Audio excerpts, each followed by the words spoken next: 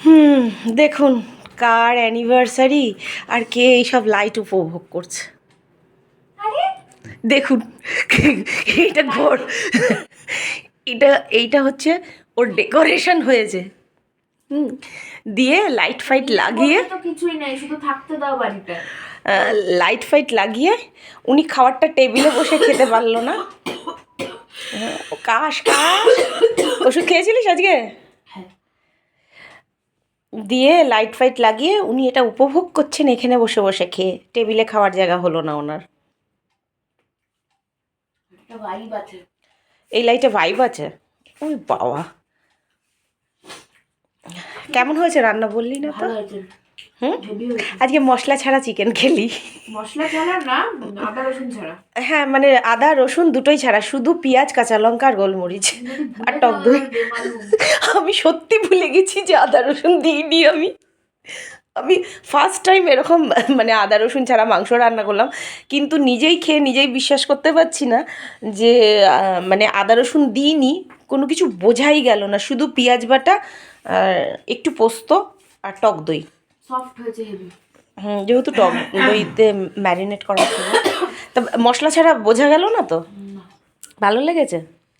তুমি তো চিৎকার করছিলে এই লাইটটা আমি যখন লাগাচ্ছিলাম। না, ফালতু ফালতু কারেন্টটা তো আমাকে পুড়বে না। তো সারাদিন জ্বলবে কি?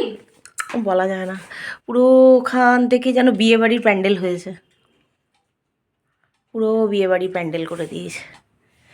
চলো, হ্যাঁ, খুব আক্ষেপ ছিল ছোটোবেলা ভিডিও দেখলেই বারবার বলতো হ্যাঁ পুপু পাপাইকে নেমন্তন্ন করেছে, তিতির দিদি মুনাইকে নেমন্তন্ন করেছে, আমাকে নেমন্তন্ন করেনি, বিয়েতে খুব কষ্ট হতো।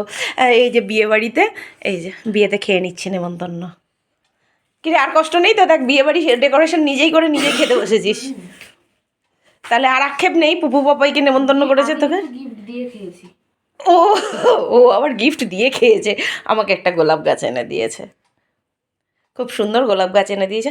আগে আমি খুব খুব গাছ লাগাতাম, খুব গাছ লাগাতাম, যখন নিজেদের বাড়িটাও ছিল তখন প্রচুর গাছ ও আমাকে এনে দিত, একজনের নার্সারি থেকে এনে দিত, খুব সুন্দর সুন্দর গাঁদা গাছ এ গাছ। তা সেগুলো তো নিজেই লাগাতাম, আর ভীষণ বড় বড় ফুল হতো, খুব ভালো লাগতো। আর তারপরে যখন নার্সারি থেকে বাজারে যেতাম ওর সঙ্গে, শীতকালে রবিবার করে ওর সঙ্গে বাজারে যেতাম আমি গাছ আনার জন্যে, মানে আমার বারান্দা ভর্তি গাছ থাকতো, নানা রকমের, ডালিয়া থেকে চন্দ্রমল্লিকা থেকে। গোলাপটা খুব কম আনতাম, কেন গোলাপ গাছটা ঠিক মতো সবসময় ইয়ে হয় না।